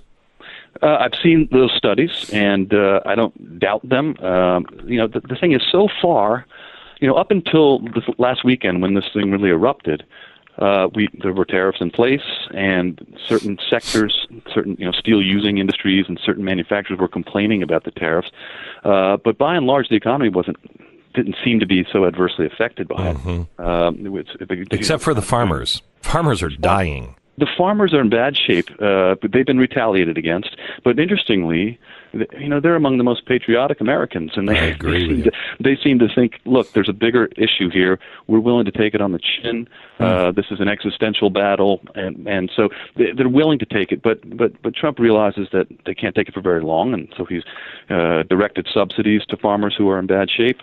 And but anyway, I think because the economy has generally been doing so well, it's masked some of the costs. But we're running out of rope, and we're past the peak of the business cycle, and we're going to start to feel this. U.S. businesses' costs are going to rise. U.S. cost of living for families is going to increase, and it's going to be hard to undo that. We have to reestablish all sorts of business relationships around the world in order to compensate for what is lost in this relationship. So can you tell me, in a minute, are you worried at all about the Chinese selling our treasuries? I mean, they've tried that, and it actually seemed to have backfired on them. Yeah. I don't worry about that at all. I mean, they own our debt. I mean, we have them over a barrel. We could always default on the debt, but that's not something I would recommend. Right. But they buy our debt because it's a good investment for them. Right. They need to, and particularly since we're scrutinizing all of their investments, their direct investments in the United States so rigorously now, they don't have many choices to buy dollar-denominated assets other than to buy debt, and they can buy equities. But I think it's a myth that we're threatened by the fact that China owns all the debt, the U.S. debt. But the thing is, it speaks to a bigger problem. That is that we have this debt, and why do we have this debt? Because Congress spends too much money. Right. Right. We need to address that problem, and then we never have to worry about this fake concern. Dan Ikinson, thank you so much. I really appreciate the update. We'll talk again as you continue to follow this. Appreciate it. From the Cato Institute, Dan Ikinson. Back in just a second. The fusion of entertainment and enlightenment. This is the Glenn Beck Program. Hey!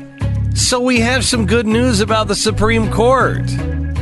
Looks like Kavanaugh voted with the liberals again.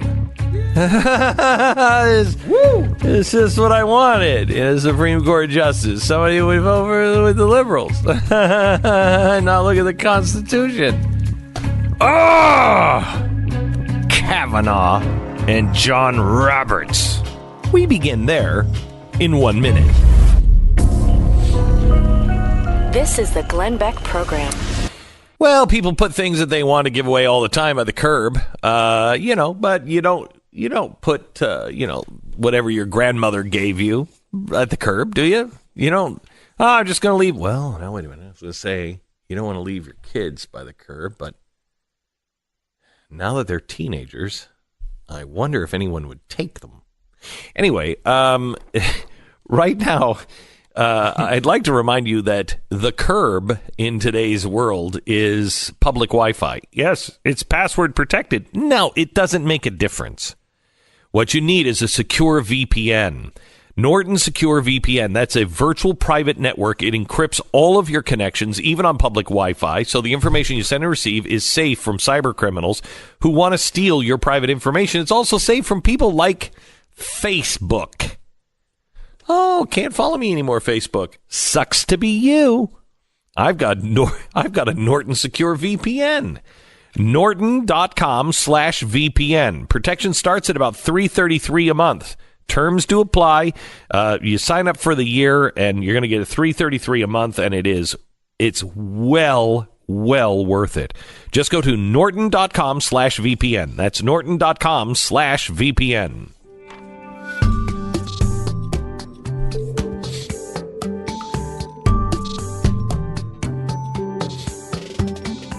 I'm so angry right now. I could go to the John Roberts anger, or I could go, I'm going on vacation later this week, and I'm getting sick. And you're missing it. That's perfect because then you won't miss any shows. Like if you were sick while you were working, you might miss a couple of shows. This way, you won't miss any shows, and you can be sick and recover and come back strong after the week.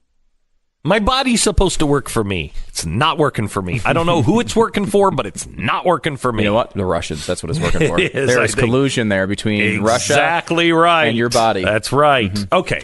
So let's talk about John Roberts, who we all adore.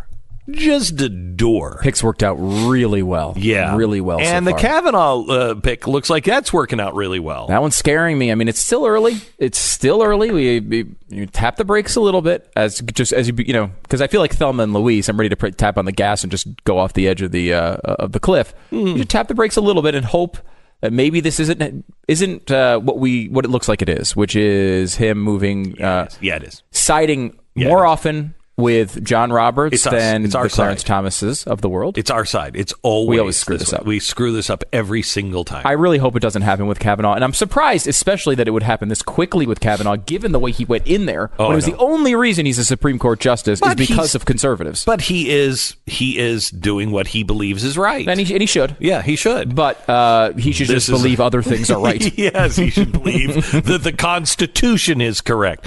Now, they ruled against Apple. Apple is in real trouble. Between China, I mean, everything is coming from China for Apple. What are they going to do? Yeah, if this really goes on like it's For a long expected, time? it would be a big deal for Apple. I Oh mean, my gosh. Apple products will go through the roof in price. Where are they going to move their facilities? It's a lot, not just Apple. A lot of technology companies would have to deal with that. It would be Which is huge bad. impact.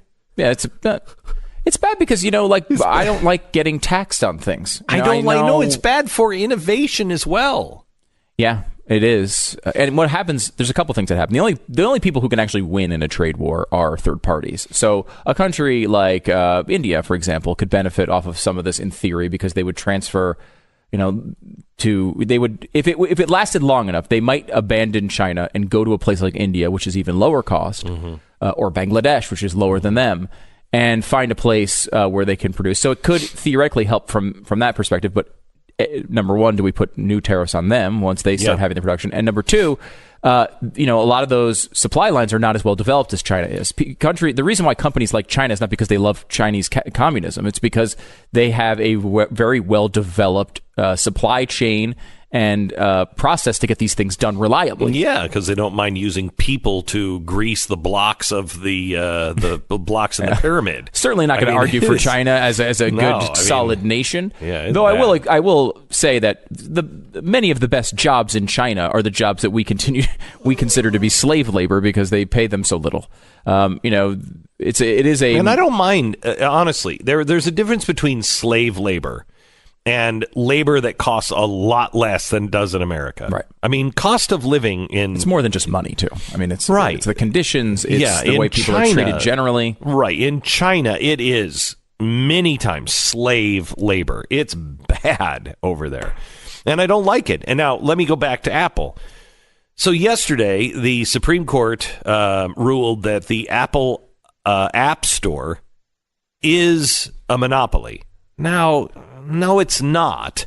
However, if you want to be in the Apple App Store, it's the place to be. It is the place to be. It is the high rent, shopping mall. It is where people get their apps. Now, you can get your apps elsewhere.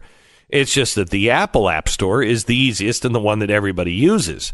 Now, they're saying that the reason why this is coming to play, and I know this to be true for ourselves. If you sell something on Amazon, you sell something on Apple, especially with Apple, they take 30% of everything. Mm-hmm. Just 30%. Everything you sell on. That's why, if you go to try to buy something on Amazon on the app, for example, certain if you want to buy something from Audible and download a book, you can't do it there. You have to buy it on the website and then have it delivered to your app. So you Which can is listen a to it on your giant phone. pain in the ass. It's a giant pain, and it's because they don't want to give 30% of everything they sell to Apple. Correct. It's a real problem for anybody doing business through there. And you deal with it because they make the rules. But you have to look at it and say, is it worth 30%? I mean, I know if we put, the subscription for the Blaze in the Apple iStore, or we put it up on Amazon, we would have more people subscribe because I know I don't buy stuff. If it's not on Apple or Amazon, it's too much of a hassle. Oh, it's just like, you want what now? What? You want I don't know what that number is. I heisted that credit card years ago. I don't know where that is. You know what I mean? Yeah.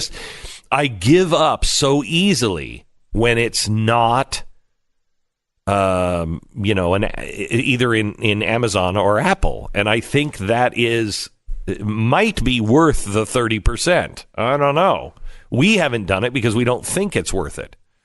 But what are you going to do? So Kavanaugh yesterday, he sided with the liberals on this, and so they are going out against Apple.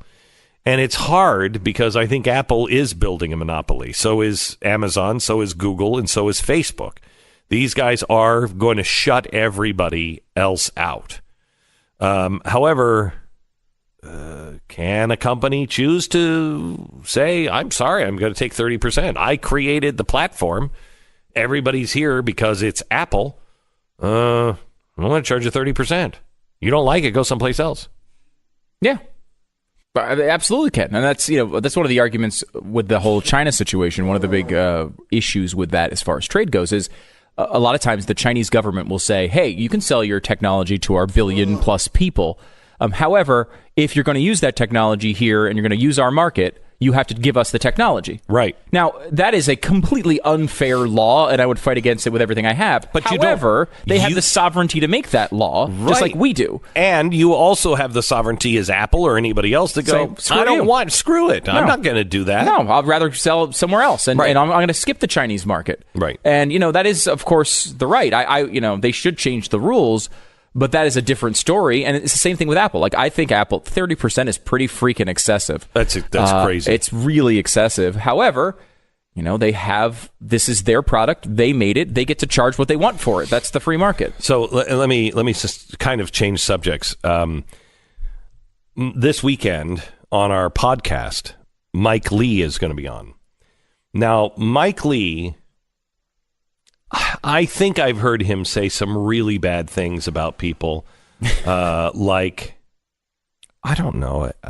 I personally don't necessarily always get along with them. Okay, that's about as hardcore as it goes. Yeah, that's Mike Lee, that extremist. He is one of the nicest guys. He will never say anything bad about anybody. So I'm in the middle of this podcast, and I ask him about two people. I ask him about Donald Trump, which, remember, he was very anti-Donald Trump. So I had no idea where he was going to go on this. And I'll play that for you in a minute. It was as amazing as this one. Now, listen, I want to play when I asked him about John Roberts. I've never seen Mike. This is Mike Lee, completely unhinged. This is a 10 out of 10. Yeah, this is Mike Lee. I mean, everybody in the control room, everybody who had a monitor while we were recording this, everybody went, oh my gosh, listen to what he's saying. This is Mike Lee unhinged on John Roberts. It's hard for me to draw the line between him and other members of the court who have also made decisions that I would consider wrong. But if we don't start impeaching people, I mean, I don't think the impeachment process, especially for the Supreme Court, was meant to be as hard as it look. Probably you true. never hear about impeachment for judges. When these judges go offline, I'd like, quite honestly, there's several people in the Senate and the House that I wouldn't mind impeaching because you are violating your oath. Right. You are to protect the Constitution against all foreign and domestic enemies. I see people making decisions all the time that is absolutely unconstitutional. But when you have a sitting judge and it is revealed the horse trading that went on, that's just another political house now. It's wrong. And that's one of the things that differentiates that from just other members of the court with whom I sometimes disagree in their interpretation of the statute or the constitutional provision before them. In this instance, we now have evidence. I widely suspected at the time, wrote and did extensive media interviews about it at the time, that something had gone terribly wrong. I wasn't sure what it was. But now we know. Right. So you can't say, well, this is a difference of opinion, or maybe we now know. Shouldn't he be impeached? Perhaps he should. I have never given serious consideration to that until this very moment. It's something worth considering, except for the fact that it'll never happen. I mean, first of all... Okay, you got to stop. This is the wrong clip. This is after he blew his stack. And I'm so frustrated. This is after, because I said to him, I think Justice Roberts should be impeached. Yeah, because you made a long case about it, and he sat there perfectly still and silent. And then he leaned into the table. Yeah, you could hear the very end of it at the beginning of that clip. And you're like, whoa. Yeah, you have to hear this podcast, because, I mean, Mike Lee's just great on everything. He's so smart, and he's a guy who's so principled. And, he's one of the very few in Washington that I truly admire. But listening to him there, I was surprised, because in a way, we've said this before. We've had this conversation off the air that because of the John Roberts way he dealt with Obamacare, which has now been reported widely and has not really been disagreed with at all by anyone in the court, which is he basically did agree with the conservative side to overrule Obamacare, and then started deciding he didn't, I don't know, it's a big move. I'm going to go over to the other side of the aisle and try to convince some of the liberals to come with me in the majority and change my, essentially horse trading, and then traded the Medicare decision, which he was initially on the opposite of that one too, and flip-flopped them so he could basically keep Obamacare in effect, which is, again, your job as a Supreme Court justice is to go in there and rule on whether you believe something is constitutional or not, period. It's not a political body. Right. You're not supposed to be making deals. Like, that's not the way it's supposed to work. And because he did that, we were talking about, I don't know, do you impeach this guy? And I remember having that conversation with you, and as you were pitching it to Mike Lee, and he's sitting there just silent, just like waiting for you to finish. And I'm thinking, this guy's going to think Glenn's crazy. That's kind of where I thought he was going to go. Instead, he was fired up about it. He leaned in, and his whole demeanor changed. It did. I mean, it's really, I think, for someone like Mike, who takes the Constitution and the founding of this country not only seriously, but in a sacred way. I mean, for someone like that to see this constant violation, it has to be beating him up, being in Washington and dealing with this all the time. It is. It has to be. I asked him this question. Play the question without the answer about Donald Trump. You and I felt very much the same about Donald Trump, I think. I was concerned, and I'm still concerned about the public behavior of the president. However, I will tell you, at times it feels really good to see him just punch people in the face, and that's not, I'm not saying that's a good thing, but you have that human reaction. When I was judging him for the election, I was judging him on that and what record he did have, and none of it was conservative. The president's not a conservative, but he has done and accomplished some amazing things, Israel probably being paramount on that. How is your relationship with Donald Trump? How do you view him now going into this next election? His answer, I found surprising, and because of the way he answered it. Yeah. And I'll play it in just a minute. American Financing Corporation, NMLS 182334, www.nmlsconsumeraccess.org. So global markets are very, very dicey. We're fortunate to have some stability here in America. In fact, the mortgage interest rates are well below where many experts predicted they would be this time last year. But if our trade war with China backfires or European markets start to unravel, it will have a dramatic effect on banks, and the Fed will be forced into raising interest rates probably quickly. Right now is the time to buy or refinance or lock in a fixed rate mortgage. It might be really important to refi all of your credit cards and get that monkey off of your back. The savings could be hundreds or even thousands of dollars in annual interest payments, and especially if you are in a variable mortgage. If interest rates really start to skyrocket, it's going to save you a ton if you take care of it now. If you're wondering if you're paying too much, it is time to take advantage of a free mortgage review from American Financing. They're salary-based mortgage consultants. They'll tell you all of your options in less than 10 minutes. It's American Financing. I want you to go there now or call them at 800-906-2440, 800-906-2440. That's AmericanFinancing.net, 800-906-2440. We break for 10-second station ID.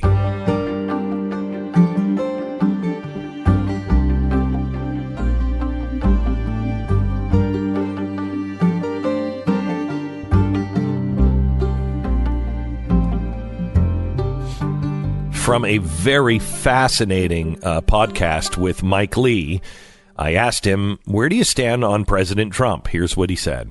You're exactly right. I had some concerns with him, and I was probably more vocal than many would have been at the time at expressing those concerns. I have been pleasantly surprised at what he's done. Now, I don't agree with him on everything. There are some things he says that make me nervous. I disagree with him, for example, on trade policy.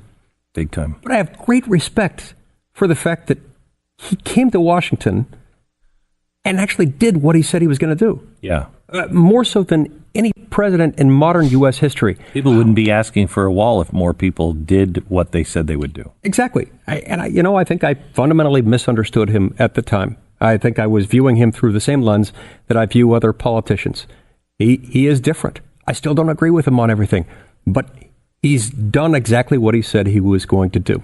I have a friend who, toward the end of 2016, pointed out to me something that helped me understand the phenomenon. He said, imagine that we're all in a bar and everybody senses that a bar fight is about to break out. And all of a sudden, there's one guy who's big and strong and tough, and he takes out a beer bottle and he breaks it across the table and he holds it up and brandishes it against those who are opposing him. Everybody has to decide which person to line up behind. They're probably going to line up behind that person. Mm-hmm. I think that resonates with what happened in 2016. I think people had had enough, and they wanted somebody who would go in and knock over a few tables. And I think that's where the left is now. I mean, the right is still there, but the left is there now, too, saying, we need a bottle breaker. Right. And which makes for an interesting inflection point when we've got a choice. And I think that choice is going to force us either to become a more conservative nation, a nation that recognizes and trusts in the dignity of individual human beings and communities and churches and neighborhoods and synagogues and civil society, or a government that marches to the progressive drumbeat, federalizes more power, centralizes more power in Washington, D.C. That will be the choice that we've got to make in our next election cycle, and I hope we choose the right option. Are you willing to say you would or would not vote for Donald Trump? Oh, I'm going to vote for him. I'm going to vote for him. I'm going to support him. I think he has proven that he's willing to drain the swamp even when it doesn't want to be drained. And so it makes me more comfortable with him than I was in 2016. I didn't really know him at the time. I've gotten to know him since then. We've actually become friends since then. We talk on a very regular basis. Mm-hmm. And, for the first year, he would routinely remind me of the fact that I was hard on him in 2016. It finally stopped toward the end of 2017 when I said, look, that's behind us now. We've worked together a lot, and he doesn't bring it up anymore. It's amazing. It's a great interview. Don't miss it. Just sign up for the Glenn Beck podcast wherever you download your podcasts. You're listening to Glenn Beck.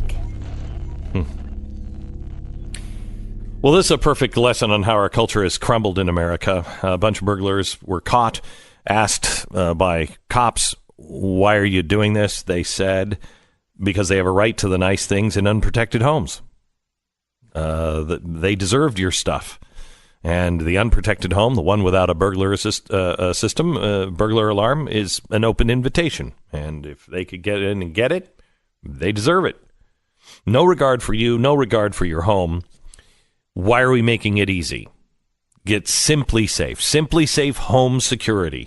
It's award-winning protection that's $14.99 a month. That's less than half of what the other guys charge.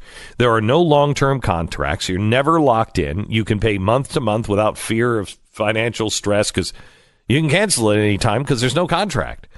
Simply Safe has a massive deal going on right now. If you go to simplysafebeck.com, you're going to get a free home security camera when you order. That's a $100 value. They'll have eyes on your home 24/7. Video evidence of somebody trying to get in. It's simplysafebeck.com. That's simplysafebeck.com. That monthly podcast comes out on Saturday. You can get it wherever podcasts are. Also go to the Glenn Beck YouTube channel. If you subscribe there, you can get all 36 episodes available now. Welcome to the program. This is a first. You'll tell your kids and your grandkids someday. I was listening to the Glenn Beck program the first day that they had a Democratic national candidate on, somebody who is running for the presidency of the United States in the Democratic side. We have tried over and over and over again for 20 years. They do not want to ever come on. First time ever. a lesser known candidate at this point, but I think a guy who could go all the way, and he might even get my support. Ami Horowitz, how are you? Oh, it's a pleasure to be here, Glenn. And, Yeah. and it's been a long time since I've been here in person, so I just want to drink it in. I want to take it in. Yeah, super excited. Yeah. So you're not the kind of guy that I would expect to be running for president of the under the Democratic ticket. Yeah, I get that a lot. I'll be totally honest. Yeah. But look, okay. The honest truth is, I am always country over party. I mean, I never cared about an R or a D or an I next to my name. It's all about what are the important issues that Americans face, and those are the issues that animate me, and those are the issues that drive me, and that's why I decided I needed a platform for those viewpoints. And I think that the Democratic Party in particular is doing itself a great disservice by the radicalization that is the radical transformation, I should say, that's gone through over the past several years. And we've seen an inexorable move by the Democratic Party to the left over the last, 15 years. But we've seen that in hyperdrive over the last couple of years. And I think it's destroying the party. And I think they need somebody to right the ship. And I think I'm that captain. Okay. I think I'm the guy. So now, You've registered. You filed the papers. It's all a done deal, all man. done. Oh yeah. And here's the interesting. Here's the interesting thing. You're not for socialism. No. Yeah. No. Yeah. Right. No. Right. Many. So people, I don't really fit into the mold of that's who's what I'm running. Is that where you're going with this? But again, here's the interesting thing: if you get donations, even if it's $1 per donation, right?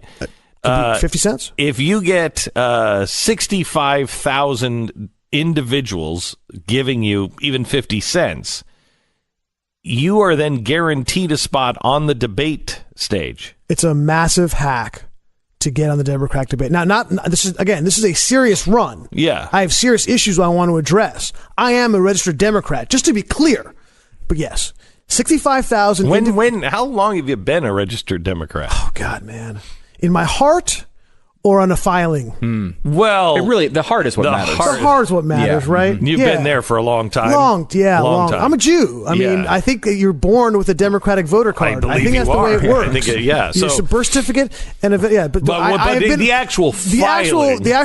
It's been about 2 months. About 2 months. I've been trying 2 it on. months. It's like a new suit you get, made to measure. But to be clear, Bernie Sanders is not much longer than that. No. So Bernie Sanders does a very interesting thing. He's an independent, and he's an independent as a senator and is for years, and then he always switches several months before the election to a Democrat. No different than what I'm doing myself. And you're actually not, because you're not a Republican either. You are an independent. I am an independent, absolutely.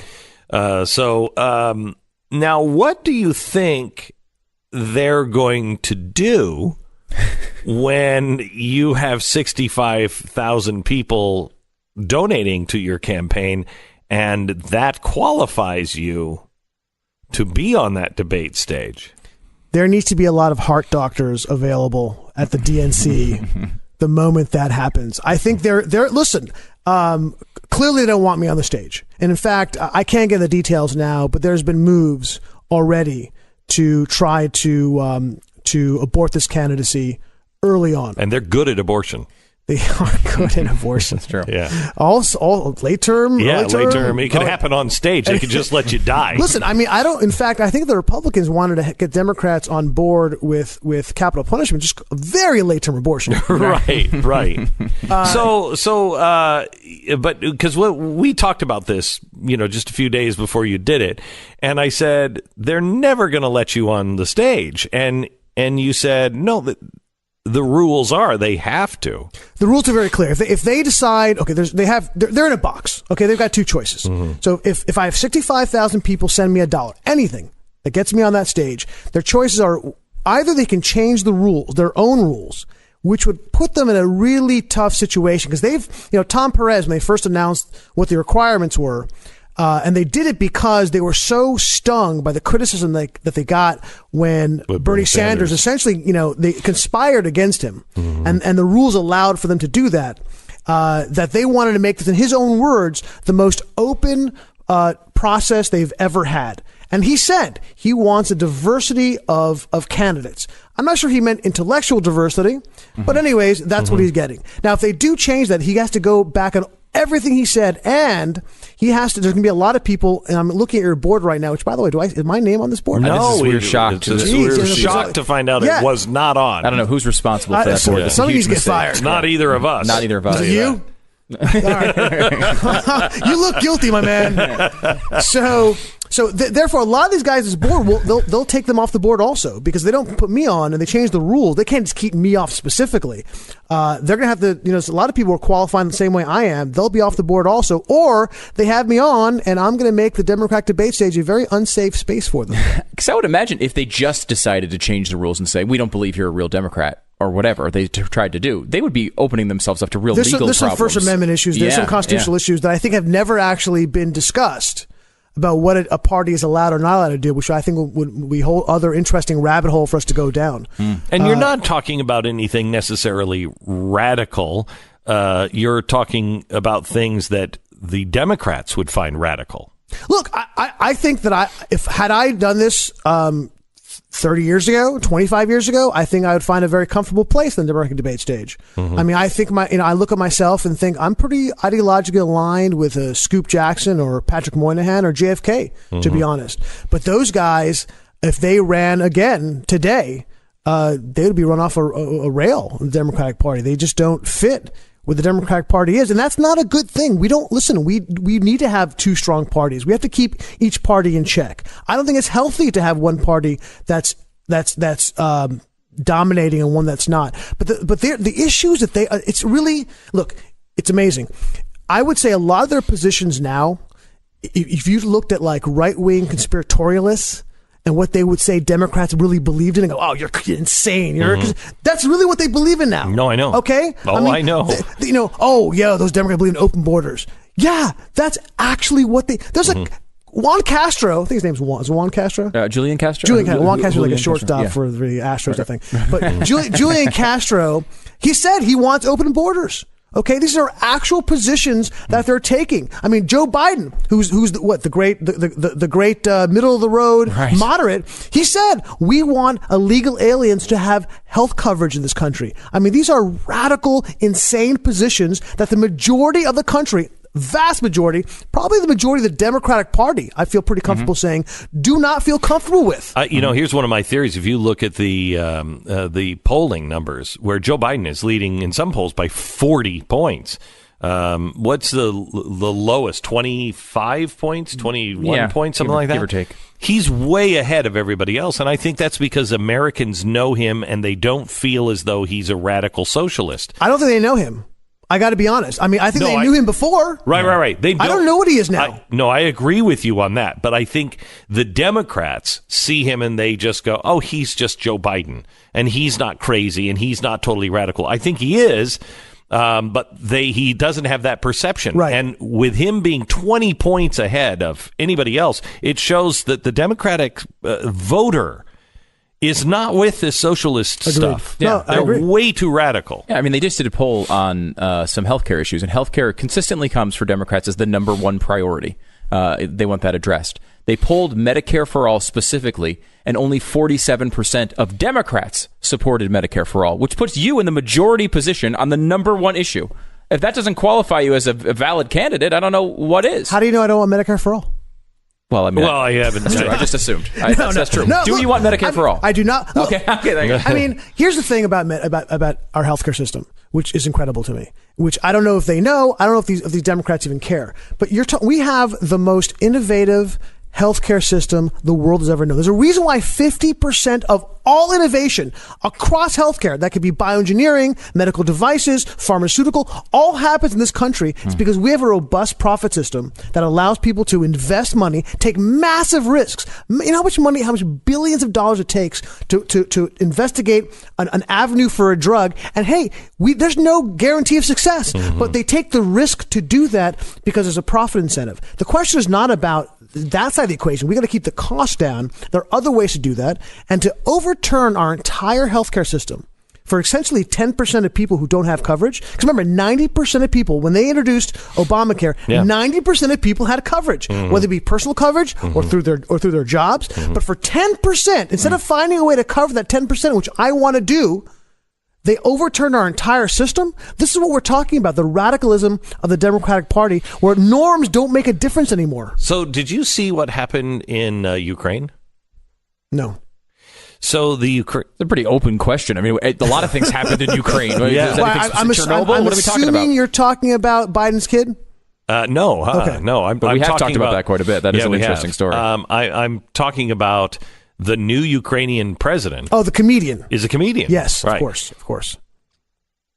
A number of things have happened in Ukraine since then. Yeah, I know that. But the world is at a place to where a disruptor, Donald Trump, could actually, walk away with a nomination and possibly win a nomination. Look, if you had said to me, if you had asked me 4 years ago, is this possible? I would say, come on, of course not. But when the president of the United States essentially won the nomination, the presidency on a troll, right. I think anything is possible. Yeah. Anything is possible. No, look, there is a wide open lane for somebody like me.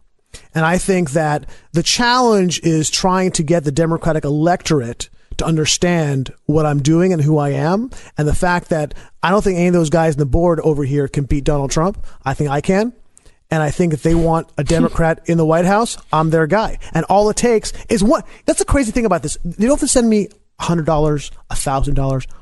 If they go to OmniForAmerica.com for $1, they can see the greatest show on earth. And by the way, you know who wants me on more than anybody else?